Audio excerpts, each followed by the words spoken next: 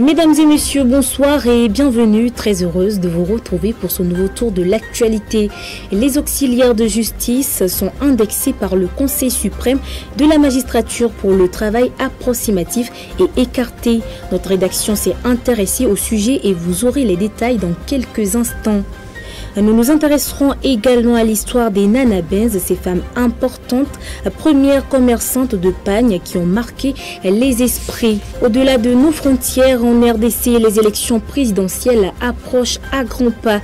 Dans la foulée de la préparation de ces dernières, le problème des cartes d'électeurs défectueuses se pose.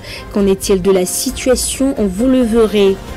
Et puis lancé le 30 novembre 2023 à Dubaï, aux Émirats Arabes Unis, la COP28 a abouti à un accord visant l'abandon progressif des énergies fossiles dans le but d'arriver à la neutralité carbone d'ici l'année 2050. On y revient. Voici tout pour les titres, place au développement. Bienvenue si vous nous rejoignez. Justice à l'entame de ce journal. Après les magistrats, les auxiliaires de justice sont indexés par le Conseil suprême de la magistrature pour le travail approximatif et écarté des règles. Ce mardi, maître Abdoulaye Yaya est revenu sur les plaies de la justice togolaise lors d'un déjeuner. Les détails dans cet élément signé Kofi Kligé. Après avoir dénoncé le dysfonctionnement au sein de l'appareil judiciaire, le président du Conseil supérieur de la magistrature et président de la Cour suprême, maître Abdoulaye Yaya, revient à la charge. Cette fois-ci, il indexe les auxiliaires de justice comme les plaies de la justice actuelle. Selon maître Abdoulaye Yaya, nombre d'auxiliaires de justice, à savoir les avocats, les notaires, les experts géomètres, les huissiers, les commissaires-priseurs, entre autres, ne font que saboter les efforts de modernisation de la justice. Les avocats, en plus du non-respect de leurs clients, usent de dilatoires pour faire perdurer le procès dans le seul but d'escroquer leurs clients. Les notaires, en matière successorale, se substituent dans la plupart des cas aux héritiers. Pour les huissiers, confectionner de faux actes de signification est leur loisir et le vandalisme avec les gros bras lors des expulsions est devenu pour eux une passion. Quant aux commissaires-priseurs, ils usent de subterfuges pour attribuer des objets ou des articles de vente aux enchères à ceux qui ne le méritent pas. Quant aux experts géomètres, ils se livrent au bradage des domaines au nom de financement. Parmi eux, des faux s'y glissent sous le couvert des géomètres agréés pour concevoir de faux plans qui par la suite induisent les tribunaux en erreur. La justice togolaise n'a pas encore fini avec ces problèmes, selon maître Abdoulaye Yaya. Et l'éducation est un point important pour la feuille de route gouvernementale 2020-2025. Dans ce contexte, le projet P9 visant à accroître les capacités d'accueil pour tous les enfants met en place des infrastructures clés telles que le lycée scientifique de Kara, illustrant l'engagement du Togo envers une éducation de qualité innovante pour tous. Les détails avec Harold Messanto. Dans la feuille de route gouvernementale 2020-2025, l'éducation représente une priorité fondamentale, comme le démontre le projet P9. Cette initiative vise à renforcer les capacités d'accueil pour tous les enfants, conformément aux principes constitutionnels. Les réalisations récentes témoignent de l'engagement ferme en faveur de la qualité éducative, avec des investissements significatifs dans des infrastructures clés. Parmi ces projets phares, le lycée scientifique de Kara se démarque, devenant un symbole de l'engagement envers l'éducation, axé sur les sciences et les technologies. De plus, la création de la direction régionale de l'éducation des plateaux Est et le développement du lycée de Djidjolé renforcent la présence éducative et illustrent la volonté du Togo de répondre aux besoins éducatifs de manière exhaustive. Ces initiatives ne sont pas simplement des constructions matérielles, elles incarnent l'aspiration à l'excellence éducative.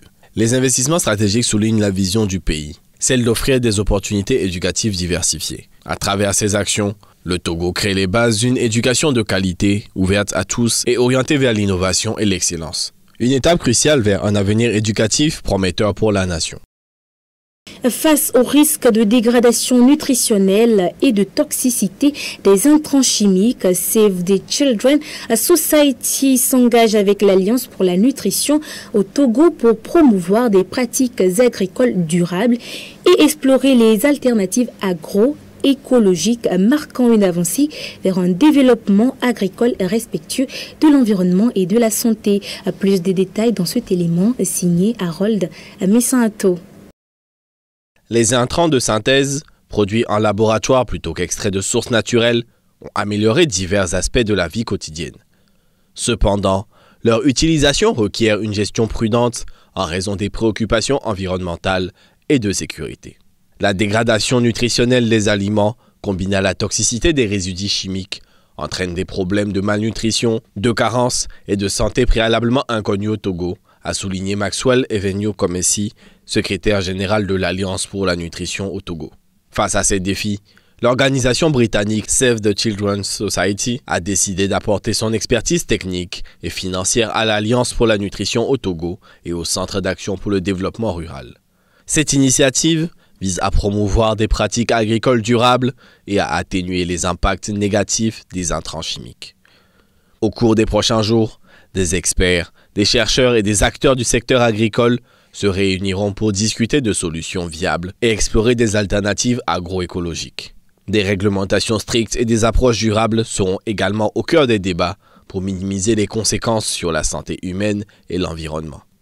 Cette concertation représente une étape significative vers un avenir où le développement agricole au Togo se fonde sur des pratiques respectueuses de l'environnement et de la santé, contribuant ainsi à une amélioration globale des conditions de vie de la population. Cette année marque le 75e anniversaire de la Déclaration universelle des droits de l'homme, une feuille de route visant à protéger les droits de chaque être humain. Lors de la conférence qui s'est tenue mardi à Genève, rassemblant des chefs d'État pour discuter des avancées et des défis des droits de l'homme, la première ministre Victoire Dogbe a réitéré l'engagement du Togo envers ses principes. Les détails. Le 10 décembre 1948 marquait l'adoption de la Déclaration universelle des droits de l'homme, DUDH, par l'Assemblée générale des Nations unies. 3/4 de siècle plus tard, le monde entier commémore cet événement majeur. La première ministre Victoire Tomiga Dogbe, représentant le chef de l'État lors de la célébration du 75e anniversaire de la déclaration de la DUDH, a réaffirmé l'engagement du Togo envers les droits humains. Il s'agit notamment de l'opérationnalisation de l'assurance maladie universelle pour tous, de la protection des droits des défenseurs des droits humains partout au Togo et l'amélioration de l'accès des populations à l'eau potable. Elle déclare « Le Togo s'engage d'abord, d'ici fin 2024, à adopter une loi sur les modalités de reconnaissance et de protection des défenseurs des droits de l'homme. Après, fin 2025, à améliorer l'accès à l'eau potable des localités à 1500 habitants par la réalisation de 1250 forages équipés de pompes à motricité humaine et la construction de 1245 postes d'eau autonomes à pompage solaire et ensuite, d'ici 2028, à créer un centre de formation des éducateurs et professionnels en langue de signes. En outre, le Togo s'engage formellement à réaliser l'assurance maladie universelle pour tous à compter de 2024. Il faut préciser que ces engagements pris dans le cadre de l'initiative Droits de l'homme 75 s'intègrent dans la politique nationale du Togo. Le pays a entrepris plusieurs actions pour honorer ses engagements en matière de droits humains, telles que l'adoption de lois visant à protéger les droits de l'homme, à l'instar de la loi portant abolition de la peine de mort en 2009.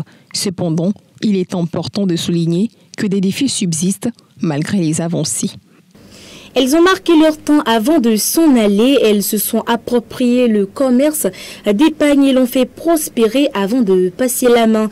Que dire aujourd'hui des nanabens et qu'est-ce que la population retient d'elles quand elles ne sont plus? Suivons plutôt ce reportage signé Nadège Arlidja et Ange Sena. Quand on parle de nanabens, on pense en même temps aux pagnes. Elles vendent des pagnes de toutes les qualités. Vêtues la plupart du temps de pagnes, pas n'importe lesquelles, mais plutôt ceux connus pour leur qualité, leur nouveauté et leur cherté, jupes, corsages, robes boubou, peu importe le vêtement, ils sont toujours à jour, avec les derniers modèles. Superbement relookées et dégageant une élégance à désirer, les Nana Banz furent les premières femmes togolaises commerçantes de pagne.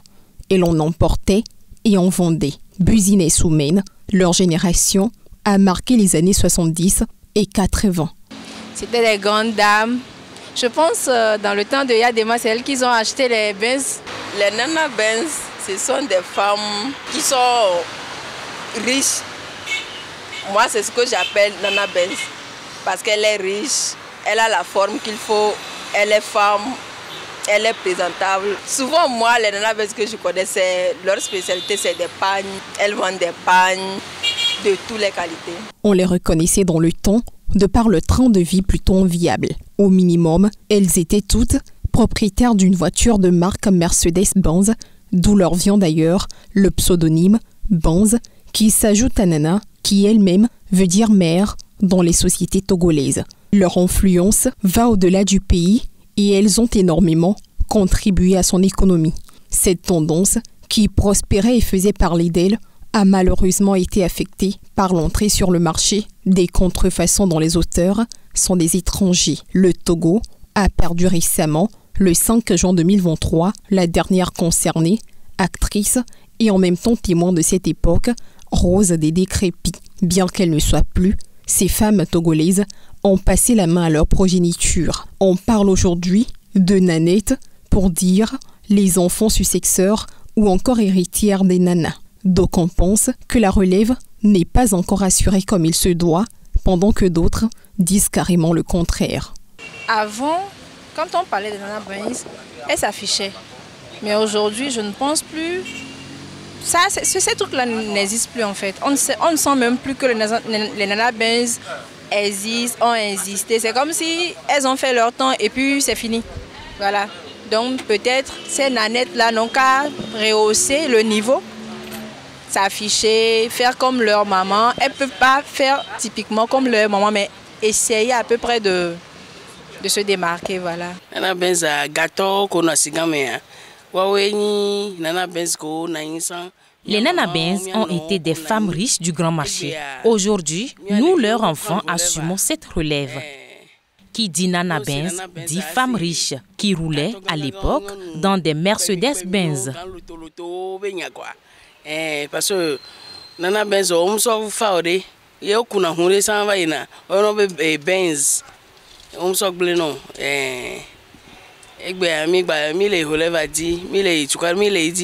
Véritable puissante femme d'affaires, il existe millions de documentaires et écrits sur elle aujourd'hui, disponibles sur différents sites. Pour rendre hommage à ces nanas qui ont marqué le Togo, le ministère de la Culture élabore un plan de musée en leur honneur. La page internationale à présent et nous partons en RDC. Les relations entre le pays et le Rwanda ne semblent pas s'améliorer. Compte tenu de la situation sécuritaire dans l'est du pays, un cessez-le-feu de 3 jours a été décrété par le Conseil de sécurité nationale américain pour permettre la tenue des élections présidentielles en RDC. D'après la Maison-Blanche, les deux antagonistes se seraient concertés pour calmer la situation. Plus de précision dans ce reportage. Le Conseil de sécurité nationale américain a annoncé un cessez-le-feu de 72 heures entre les forces de sécurité congolaises et les groupes rebelles de l'Est de la République démocratique du Congo.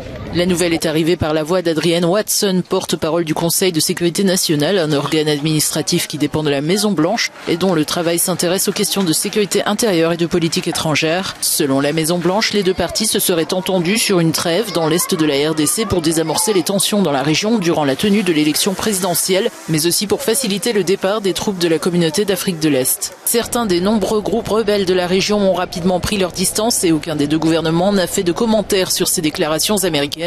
Les États-Unis s'investissent de plus en plus pour relancer le dialogue entre la RDC et le Rwanda depuis la visite d'Avril Haines, la directrice du renseignement national américain, qui s'était entretenue les 19 et 20 novembre dernier avec les présidents Félix Tshisekedi et Paul Kagame. Ce cessez-le-feu intervient alors que les relations sont au plus bas entre le Rwanda et la RDC. Kinshasa accuse Kigali de soutenir les rebelles du M23. Les Rwandais, quant à eux, accusent les forces armées congolaises de soutenir les forces démocratiques de libération du Rwanda et leurs dissidents qui déstabilisent la région. Restons en RDC pendant que la question de la sécurité demeure. On parle également des élections prévues qui sont en toute proche. Et loin des soucis auxquels devront en faire face les électeurs, et c'est celui lié aux cartes. Les Congolais dénoncent l'état de ces cartes qu'ils qualifient de défectueuses. On va plus en détail dans cet élément. À quelques jours de la présidentielle en République démocratique du Congo, des milliers de personnes déplacées sont toujours sans carte d'électeur. Les plus chanceux qui ont réussi à en obtenir déplorent la qualité de ces cartes, sur lesquelles les inscriptions imprimées à l'encre thermique sont déjà illisibles. Regardez cette carte. Est-ce vraiment une carte ou juste un morceau de papier? On ne peut plus lire mon nom et mon visage s'est effacé. Regardez ça. Avant, nous avions de bonnes cartes, mais avec celle-ci, les autorités nous ont déçus. Les observateurs, eux, s'inquiètent du risque de fraude. Et en ce qui concerne les partis politiques, ces cartes défectueuses incitent certains candidats à saper la crédibilité du scrutin. Tout celui qui a déjà vu cette carte, et il a l'obligation de critiquer cette carte parce qu'elle est de très mauvaise qualité. Et c'est une manœuvre pour les régimes en place, afin de tripatouiller, afin de profiter de l'ignorance et de tricher. Parce que cette carte est de mauvaise qualité, c'est une manière de favoriser les vols, de favoriser la fraude. La commission électorale est également confrontée à des obstacles logistiques. La semaine dernière, la CENI réclamait des avions d'urgence pour acheminer le matériel dans tout le pays. La CENI fait face à plusieurs défis. Les défis lesquels, notamment l'octroi des nouvelles cartes d'électeurs, des duplicata, mais aussi il y a la problématique liée au déploiement de certains kits électoraux dans plusieurs coins et recoins de la République démocratique du Congo. Malgré le scepticisme des observateurs, la commission assure que le calendrier électoral sera bel et bien respecté. L'Afrique du Sud est toujours plongée dans une impasse énergétique qui affecte durement son économie mais aussi sa population à cause des coupures d'électricité incessantes. On repense à cette crise, le pays mise sur la production nucléaire pour renverser la situation. Le ministre de l'électricité sud-africain a donné plus de précisions sur les solutions apportées et nous l'écoutons. En conférence de presse mardi à Johannesburg, le ministre sud-africain de l'énergie a dévoilé le nouveau plan basé sur le nucléaire pour tenter de sortir de la grave crise d'électricité que connaît le pays. C'est un sujet assez important. Nous sommes ici à cause des crises énergétiques. La production d'électricité ne peut répondre à la demande. Il faut donc une capacité de production supplémentaire parce que la flotte d'Eskom vieillit et nous avons besoin d'une capacité de production supplémentaire. Des discussions avec plusieurs fournisseurs potentiels pour l'acquisition de nouvelles unités de production sont en cours. Il pourrait s'agir de réacteurs conventionnels ou de petits réacteurs modulaires, moins puissants mais aussi moins coûteux. Une première mise en service est espérée à l'horizon 2032-2033. Nous allons nous assurer d'atteindre cette capacité nucléaire supplémentaire de 2500 MW afin de répondre aux questions de sécurité nationale et de souveraineté énergétique. Il s'agit d'une étape importante car nous savons qu'historiquement, dans un passé récent, le processus a été embourbé dans de la polémique. Nous sommes à présent heureux d'avoir pu régler les problèmes liés à ce processus d'approvisionnement. L'Afrique du Sud possède une seule centrale nucléaire. Une unité de Koberg a été fermée pendant près d'un an afin de prolonger la durée de vie du site de 20 ans et la deuxième est en maintenance. Le pays mise sur le nucléaire pour augmenter sa production d'énergie, mais aussi pour faire taire les critiques contre le gouvernement en place. Nous partons à présent pour la Somalie et nous nous intéresserons à la situation sécuritaire dans le pays. Le président somalien Hassan Sheikh Mohamud a déclaré lors d'une conférence sur la sécurité du pays à New York que la Somalie devrait assumer l'entière responsabilité de sa sécurité. Il a également déclaré que la réduction de l'effectif de la mission africaine de transition en Somalie témoigne des progrès accomplis dans la construction d'une Somalie plus stable. Les détails. En amorçant la diminution de ses effectifs en Somalie, la force de l'Union africaine envoie un signal fort. Pour le président somalien Hassan Sheikh Mohamud, ceci est la confirmation que l'armée somalienne est apte à assurer la sécurité nationale. Le retrait de l'ATMIS, la mission africaine de transition en Somalie auquel nous assistons aujourd'hui, témoigne des progrès que nous avons accomplis ensemble dans la construction d'une Somalie plus stable et dotée d'un appareil de sécurité solide et opérationnel. Pour l'instant, nous avons achevé la première phase de la transition et la deuxième sera achevée dans les 2 prochaines semaines. Mogadiscio se prépare au départ prévu d'ici fin 2024 des 17 500 soldats de l'ATMIS chargés de contrer l'insurrection djihadiste. Hassan Sheikh Mohamud a indiqué mardi que les dernières politiques anti-blanchiment ont conduit au gel de plusieurs comptes liés à Al-Shabaab. Sur le plan financier, nous avons renforcé les politiques de lutte contre le blanchiment d'argent et le financement du terrorisme, ce qui a permis de geler des centaines de comptes bancaires liés à Al-Shabaab. Et sur le plan idéologique, nous avons également mobilisé les communautés locales de toute la Somalie pour qu'elles rejettent publiquement Al-Shabaab. Nous avons réuni des érudits religieux qui ont unanimement dénoncé cette idéologie. Si le départ de l'ATMIS fait craindre un vide sécuritaire, l'ONU a récemment levé l'embargo sur les armes imposé à la Somalie depuis 1992, une mesure censée soulager les forces de sécurité somaliennes. Parlons mouvement migratoire à présent. Après de longues heures de discussion, le projet de loi très controversé du gouvernement britannique pour le renvoi des migrants rwandais arrivés illicitement au Royaume-Uni a été validé.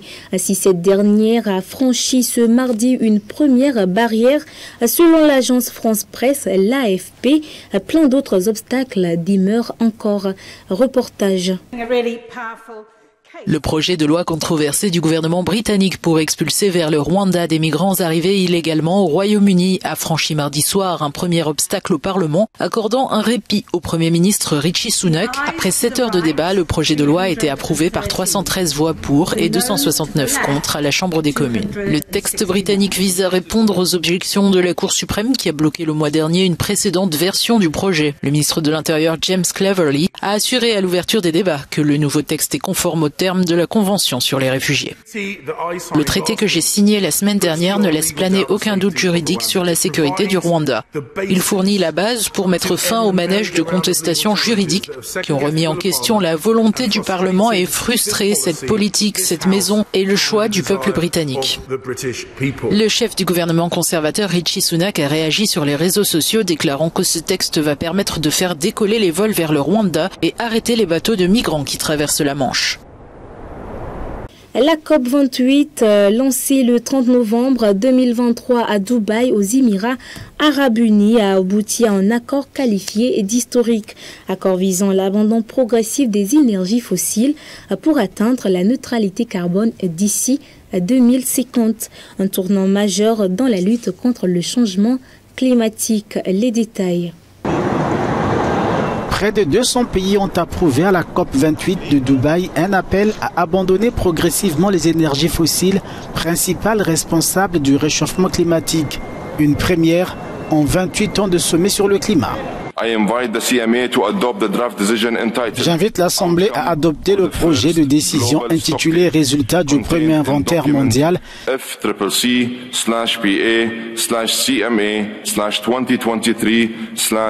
En l'absence d'objection, il en est ainsi décidé.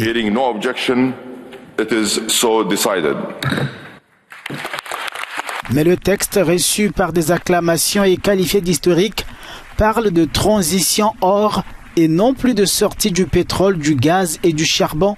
Une ambiguïté dans les formulations nécessaires pour éviter le veto de l'Arabie saoudite, du Koweït ou de l'Irak, attachés aux profits issus des énergies fossiles. Et c'est ainsi que se referme cette édition de l'information. Merci à vous de l'avoir suivi. Nos programmes se poursuivent sur la 7. À demain. D'ici là, portez-vous bien.